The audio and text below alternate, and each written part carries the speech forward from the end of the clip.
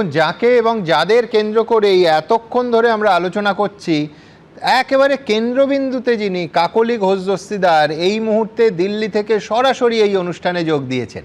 কাকলিদি, প্রথম প্রশ্ন তো লোকে বলছে আপনিই কিংমেকার, এই গোটা বিষয়টার উদ্যোগী নাকি আপনি? আমার প্রথম প্রশ্ন আপনার কাছে যে এই বিজেপির কার্যত এনডিএকে সাপোর্ট করার সিদ্ধান্তটা এটা কবে নিলেন এবং এই প্রক্রিয়াটা যদি বলেন। দেখুন, আমি তো বহুদিন ধরে রাজনীতির সঙ্গে যুক্ত, আপনি জানেন। একদম, টু বি ভেরি স্পেসিফিক, প্রায় 42 বছর আমি মমতা বন্দ্যোপাধ্যায়ের সঙ্গে কাজ করছি। আমি কিন্তু আজকে আসিনি এবং 2011-র পরেও সুখের পায়রার মতন আসিনি। উনি 84 সালে যখন প্রথম যাদবপুর লোকসভায় দাঁড়িয়েছেন তখনও কর্মী হিসেবে কাজ করেছি এবং তারও আগের থেকে ওনার সঙ্গে আমার পরিচয়।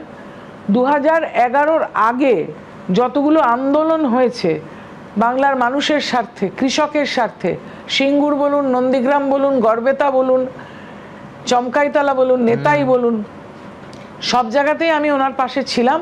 মার খেয়েছি, হাসপাতালে গেছি। উনি মরতে মরতে বেঁচে গেছেন, ওনাকে কোনো ডাক্তার তখন ভর্তি করতে চাননি। তখন কিন্তু উনি সুদর্শন ঘোষ দস্তিদারের আন্ডারে চিকিৎসারত ছিলেন। আমি সারা রাত ওনার পালস ধরে বসে থাকতাম। তাই যারা আজকে টুইটারে লিখছে যে আমি নাকি বিশ্বাসঘাতক, তারা বোধহয় তখন জন্মায়নি। হ্যাঁ, আর আমি 5খানা নির্বাচনে লড়াই করেছিলাম উনি বলেছিলেন বলে। 96 থেকে শুরু করে কখনো তৎকালীন মুখ্যমন্ত্রী, কখনো স্বরাষ্ট্রমন্ত্রী, কখনো মেয়র, কখনো চিফ হুইপের বিরুদ্ধে বামফ্রন্টে মার খেয়েছি, সেখানে আটকে রেখেছে রাত্রির বেলা, তবু লড়াই কিন্তু ছাড়িনি, লড়াই ময়দানে ছিলাম। কেননা আমার একটা রাজনৈতিক পারিবারিক একটা পরিচয় আছে। একদম কাকলিদি, সেই জন্যই আপনি মানবেন আপনাকে নিয়ে অনেকের বিস্ময় এত বেশি যে আপনি 4 দশকেরও বেশি সময় ধরে মমতা বন্দ্যোপাধ্যায়ের সঙ্গে রাস্তায় রাজনীতি করেছেন। আপনি এমপি হওয়ার আগে অন্তত 22 বছর একেবারে বিরোধী হিসেবে, এবং বিরোধী মানে রাস্তায় আন্দোলন করেছেন কাঁধে কাঁধ মিলিয়ে মমতা বন্দ্যোপাধ্যায়ের সঙ্গে। সেখানে আপনি মমতা বন্দ্যোপাধ্যায়ের, আপনারা দুজনেই এই মুহূর্তে দিল্লিতে আছেন, সেখানে আপনি 20 জনকে লিড করছেন, লোকে বলছে সংখ্যাটা নাকি আরও বাড়তে পারে। সেইখানে আপনার সরে যাওয়াটা, আপনার এই বেসিক এনডিএকে সমর্থন এবং তার আগে থেকে দল নিয়ে ক্ষোভ, প্রকাশ্যে ক্ষোভ, একাধিকবার ক্যামেরার সামনে আপনি বলেওছেন, এইটা এই জন্যই বিস্ময়। তার কারণ আপনি তো অন্য কেউ নন যারা 2011 সালের পরে এসছে। এমন কি হলো যাতে ওই 22 বছরের আন্দোলন যার সঙ্গে করলেন আজকে এই মুহূর্তে আর তার সঙ্গে নেই, একেবারে অন্য মেরুতে গিয়ে সমর্থন দিচ্ছেন? কি হলো? আরজিকরের মতন হিংস্র ঘটনা, এরকম অমানবিক ঘটনা আমি আমার জীবনে দেখিনি বা সারা পৃথিবীতে কোথাও ঘটেছে বলে জানি না। আমার তো সারা পৃথিবী ঘোরা আছে, শিক্ষাঙ্গন দেখা আছে এবং আরজিকরে আমার পড়া আছে। একজন ডাক্তার মেয়ে কর্মরত অবস্থায় তার নিজের কাজের জায়গায় নৃশংসভাবে ধর্ষিতা এবং খুন হলেন, আর প্রমাণ লোপাটের জন্য একটা ফ্লোরের দেয়াল ভেঙে দেওয়া হলো। এরকম ঘটনা কিন্তু সচরাচর পৃথিবীর ইতিহাসে নেই। এটা বলতে পারেন সবচেয়ে বেশি মানসিক একটা ধাক্কা খাওয়ার জায়গা। এছাড়া বাংলার যে অনুন্নয়ন, বাংলাতে যে শিল্প আসেনি এবং বাংলার থেকে লাখো লাখো শ্রমজীবী মানুষ বাইরের রাজ্যে কাজ করতে বাধ্য হচ্ছেন, এখানে যে শিক্ষা ক্ষেত্রে, নিয়োগ ক্ষেত্রে, স্বাস্থ্য ক্ষেত্রে যে অন্যায় হয়েছে, অনৈতিক আচরণ হয়েছে, তার বিরুদ্ধে আস্তে আস্তে করে আমাকে চিন্তা করতে বাধ্য করেছে পরিস্থিতি। আমার মতনই বাকি যে আরো 20 জন রয়েছে আমার সঙ্গে আজকে সই করেছেন, সবাই এটা নিয়ে আলোচনা করত, কিন্তু নির্বাচন সামনে ছিল বলে আমি কিন্তু মুখ খুলিনি।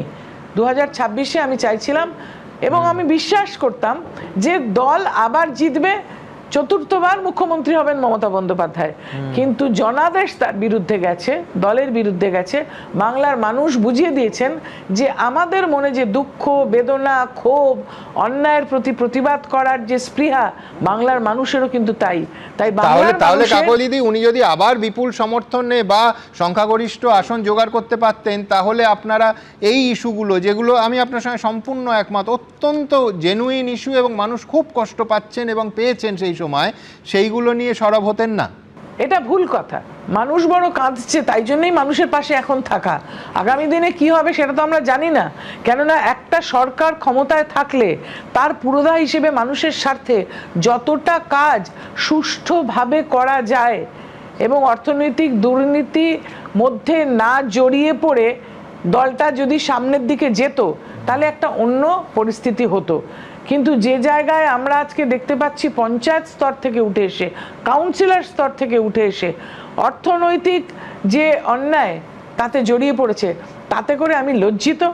এবং এত বছরের যে লড়াই, সেই লড়াইকে সম্মান দিতে মানুষের স্বার্থে এবং দেশের স্বার্থে, দেশকে সুরক্ষিত রাখতে, আজকে কিন্তু দেশেরও একটা বিপদ আছে, মাথায় রাখতে হবে। সব কিছুকে একসঙ্গে করে আমরা মানুষ এবং দেশের স্বার্থে কাজ করার উদ্দেশ্যে একত্রিত হয়েছি। এখানে কে জিতে বসে আছে বা কে জেতেনি এটা বড় নয়, দেশটাই কিন্তু বড়। বেশ কাকলিদি, এখানে আমার পরের প্রশ্ন থাকবে স্পেসিফিক প্রশ্ন, যে আজকে ভূপেন্দ্র যাদবের বাড়িতে এই যে মিটিং, দুটো প্রশ্ন, সেটার অ্যারেঞ্জ কে করলো? মানে আপনারা বিজেপির সঙ্গে যোগাযোগ করেছিলেন নাকি বিজেপি থেকে আপনার সঙ্গে যোগাযোগ করা হলো আপনাদের সঙ্গে? এবং দ্বিতীয় প্রশ্ন, সংখ্যার বিচারে খুব গুরুত্বপূর্ণ প্রশ্ন, অনেকে বলছেন যে এই সংখ্যাটা আপনি যাদের নেতৃত্ব দিচ্ছেন এটা 20-তে থেমে থাকবে না, এটা আরও বাড়তে পারে। তো এই দুটো পরপর প্রশ্ন, কারা আগে যোগাযোগ করলো? দেখুন, মনে যে দুঃখটা, আমাদের মনে যে ব্যর্থতা মানুষের স্বার্থে কাজ করার, এবং রাজনৈতিক পরিসরে আমরা যেভাবে আহত হয়েছি, বিশেষ করে আমি আমার কথা বলতে পারি, আমার 67 বছর বয়স, আমি 40 বছরের বেশি মমতা বন্দ্যোপাধ্যায়ের সঙ্গে কাজ করেছি, লড়াই সংগ্রামের মধ্যে দিয়ে এখানে এসেছি, আমি সুখের পায়রা নই কিন্তু। এবং সেই জায়গায় দাঁড়িয়ে যখন দেখতে পাচ্ছি যে অন্যায় ভরে গেছে, তখন কিন্তু আমার যে মনের দুঃখটা, এই দুঃখটা যখন অন্যান্য সতীর্থদের মধ্যেও দেখলাম, আমরা সবাই মিলেই সিদ্ধান্ত নিলাম যে আমাদের কিন্তু কেন্দ্রীয় সরকার এবং রাজ্য সরকারের সঙ্গে সহযোগিতা করে এলাকার উন্নয়ন এবং আমাদের রাজ্যের উন্নয়ন এবং দেশের সুরক্ষা মাথায় রাখা উচিত। আমরা সেই জন্য ওই চিঠিটা দিয়েছি যে আমরা আলাদা বসে আলাদা কাজ করতে চাই। এবং অন্য যে প্রশ্নটা আপনি বললেন যে কে যোগাযোগ করেছে, এই যোগাযোগটা কিন্তু অ্যাকচুয়ালি আমাদের যিনি মুখ্যমন্ত্রী মাননীয় শুভেন্দু অধিকারী, তিনি সবার সঙ্গে যোগাযোগ করেছেন। আর আমার মনের দুঃখটা জানতে পেরে তারপরে এরা আবার এদের মধ্যে থেকে যারা 20 জন, তার মধ্যে থেকে আমার সঙ্গে যোগাযোগ করা হয়েছে। এবং যেহেতু আমি দলের এখানে মুখ্য সচেতক, সেই চিঠিটা আমার নামে গেছে, 20 জন সই করেছে, এবং এতে কিন্তু আমরা সাধুবাদই পাচ্ছি। আর আরো যারা আছেন তারাও যোগাযোগ করছেন। মানে সংখ্যাটা 20 থেকে বাড়তে পারে, আরো বাড়তে পারে। কাকলিদি, আপনি খুব গুরুত্বপূর্ণ একটা কথা বললেন যে শুভেন্দু অধিকারী নিজে যোগাযোগ করেছিলেন। আমি এখানে আমার পরের প্রশ্ন রাখবো, সেটা হচ্ছে আপনারা একেবারে সংখ্যার বিচারে সংখ্যাগরিষ্ঠ এই মুহূর্তে আপনার সঙ্গে, তো এবার কি সিম্বলের দাবি করবেন বা আসল তৃণমূল বলে আপনারা দাবি করবেন? এইটা কিভাবে ভাবছেন?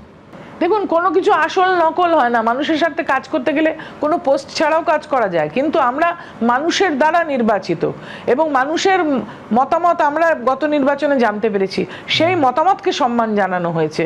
আমরা আগে কাজ তো করি, তারপরে কি আমরা পরে যেরকম সময় বদলাবে আমরা চিন্তা ভাবনা করব। আমি বলছি যে আপনারা খুব পরিষ্কার বলেছেন যে এনডিএর কে আপনারা সমর্থন করবেন। একটু যদি এই ভাবনাটা ক্ল্যারিফাই করেন যে ধরুন খুব গুরুত্বপূর্ণ মহিলা সংরক্ষণ বিল আছে, তারপরে এক দেশ এক ভোট বিল আছে, এই বিলগুলোর ক্ষেত্রে আপনাদের অবস্থান আপনারা কি এখন মানে স্থির করে নিয়েছেন? যখন বিল আসবে তখন দেখবো, এখন তো সংসদে অধিবেশন নেই, অধিবেশনে কি আসবে দেখে নিয়ে চিন্তা ভাবনা করা হবে। আজ তো সবে চিঠিটা দেওয়া হয়েছে। বেশ, মমতা বন্দ্যোপাধ্যায় নাম না করে কোনো সংসদ বলে, অনেকে বলছেন কোনো সংসদ বলে আপনাকেই মিন করা হয়েছে, এই রকম ইঙ্গিত করেছিলেন যে আপনি আপনার পুত্র জন্য টিকিট চেয়েছিলেন, সেটা পাননি, সেই জন্য আপনি অভিমানী। কি উত্তর দেবেন আপনি? আমি কোনো টিকিট চাইনি। আইপ্যাক বাড়ি বাড়ি ঘুরে লোককে বলেছিল কাজ করতে, বছর 2 ধরে তাদেরকে দিয়ে কাজ করানো হয়েছে। ও শুধু নয়, 70 জন বিধায়ক, সিটিং বিধায়কের নাম কাটা হয়েছে, 70 জন বিধায়ক, এবং 70 জন যারা কাজ করছিল এলাকায় সসম্মানে গৌরবের সাথে, তাদেরকে নমিনেশন দেওয়া হয়নি এবং সবটা করেছে আইপ্যাক। এই সর্বনাশটা পার্টির হয়েছে আইপ্যাকের জন্য। আইপ্যাকের মতন সংস্থা একটা পার্টি তুলে দেওয়ার পক্ষে যথেষ্ট। এই আজকে যেখানে দাঁড়িয়ে আছে, আপনি বারবার বললেন যে সুখের পায়রা নন। আপনাকে যদি বলি যে আইপ্যাক বেশি দায়ী না অভিষেক বন্দ্যোপাধ্যায় এবং এই আইপ্যাক কে যারা এনেছেন তারা বেশি দায়ী, আপনি কি বলবেন পার্টি তুলে দেওয়ার জন্য? আমি কোনো কারণ নামে এখানে কুৎসা করতে বসে নেই, কিন্তু নীতি নিয়ে আমাদের লড়াই, মানুষের স্বার্থে কাজ করা নিয়ে আমাদের লড়াই, দেশের স্বার্থে আমাদের লড়াই। আমাদের দেশ যে বিপন্নতায় ভুগছে সেজন্য আমরা একসঙ্গে সবাই মিলে কাজ করে দেশকে সুরক্ষিত রাখতে চাই। আমরা দেশ গঠনে অংশগ্রহণ করতে চাই, রাষ্ট্র গঠনে কাজ করতে চাই, আমাদের রাজ্য গঠনে কাজ করতে চাই, মানুষের স্বার্থে কাজ করতে চাই। আমার শেষ প্রশ্ন, যে এই দেশ গঠন এবং কাজ করার ক্ষেত্রে আরও কি সুবিধা হবে না যদি মন্ত্রিসভার আপনারা পার্ট হন? সেটা পরে ভাবা যাবে, আগে তো এই সিদ্ধান্তটা জমা দেওয়া হলো, নিজেরা আলাপ আলোচনা করে আমরা দেখব যে আমরা যদি এখন কাজ করতে পারি কেন্দ্রীয় সরকার এবং রাজ্য সরকারের সহযোগিতায় মানুষের স্বার্থে, যারা নির্বাচনে কিন্তু মত দিয়েছেন আমাদের বিপক্ষে, তাদের মতকে মান্যতা দিয়ে, তাদেরকে স্বীকৃতি দিয়ে আমরা তাদের স্বার্থে কাজ করতে চাই। তাহলে কি লোকসভার ছবিটা কিরকম হবে? মানে দুটো তৃণমূল, মমতাপন্থী তৃণমূল, কাকলিপন্থী তৃণমূল, এইরকম বিভাজন হলো?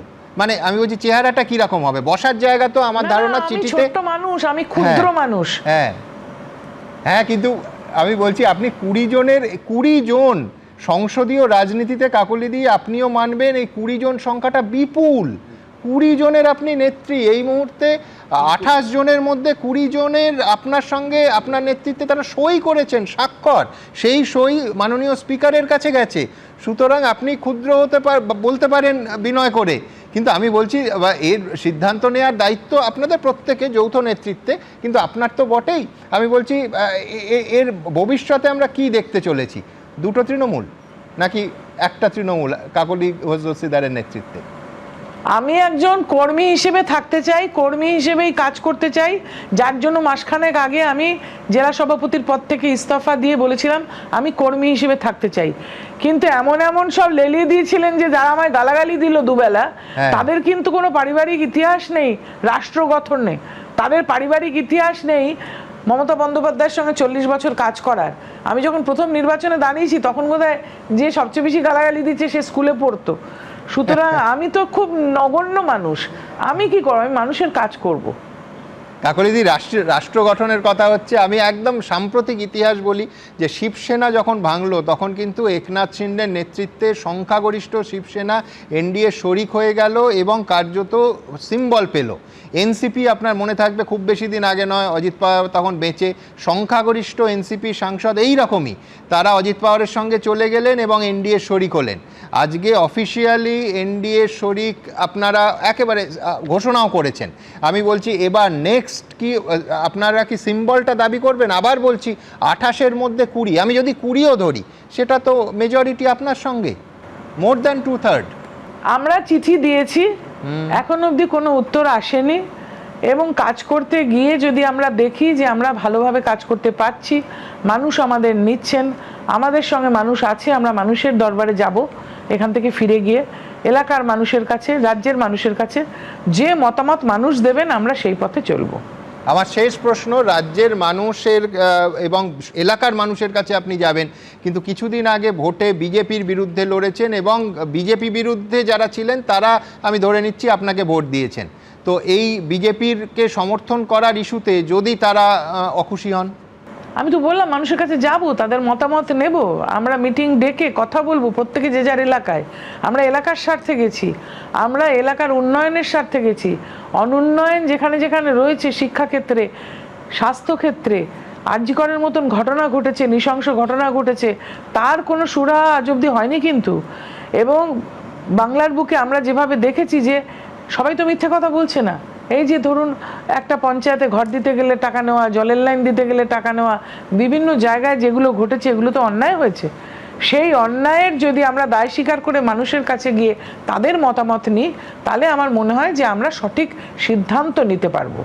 কাকলিদি, একটা ব্যক্তিগত অনুষঙ্গ, আপনি আরজি করের কথা বলছেন, আমার মনে আছে দুটো, একটা যুক্তিতক্ক এবং এই স্টুডিওর ঘণ্টাখানেকের শোতে দলের প্রতিনিধি হিসেবে আপনি এসেছিলেন এবং তখন আপনার বক্তব্যর এমন কিছু বক্তব্য ছিল যেটা দল কিন্তু সহজভাবে নেয়নি এবং আপনিও যেটা মনে করেছিলেন সেটা হয়তো সম্পূর্ণ বলতে পারেননি।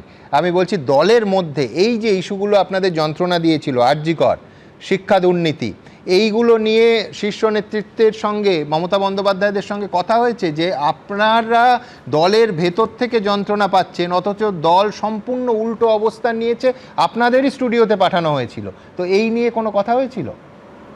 এটা আপনি সঠিক কথাই বলেছেন। সেই সময় আমাদের কিছুটা মুখ বন্ধ ছিল এবং আরেকটা বিষয় ছিল, যা আমরা বলেছি সেটা কিন্তু সবটা আমাদের বক্তব্য নয়। আপনাকে আমাদেরই একজন সতীর্থ প্রাক্তন সাংসদ বলেছেন যে স্পোক্সপারসন হিসেবে তাদেরকে লিখে দেওয়া হয়েছিল, তাই তিনি বলেছেন। সেরকমভাবে কিন্তু এই আইপ্যাকই আমাদের লিখে দিত, অফিস থেকে লিখে দিত কি বলতে হবে, তার বাইরে আমরা যেতে পারতাম না। সুতরাং সে যন্ত্রণা তো আমাদের ছিল। বলেছিলেন দলকে যে এই বিষয়গুলোতে মানুষের ফিডব্যাক অন্যরকম? অনেক কিছু বলেছিলাম, বকুনিও খেয়েছিলাম, অবজ্ঞাও, অবহেলা, সবকিছু সহ্য করতে করতে আর পারা গেল না।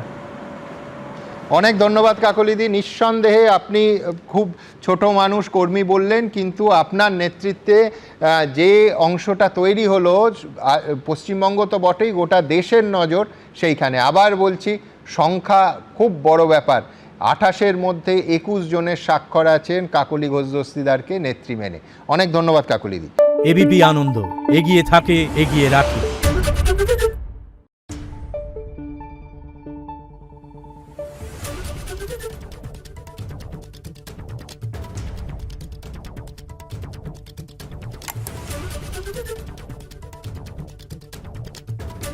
Thank you.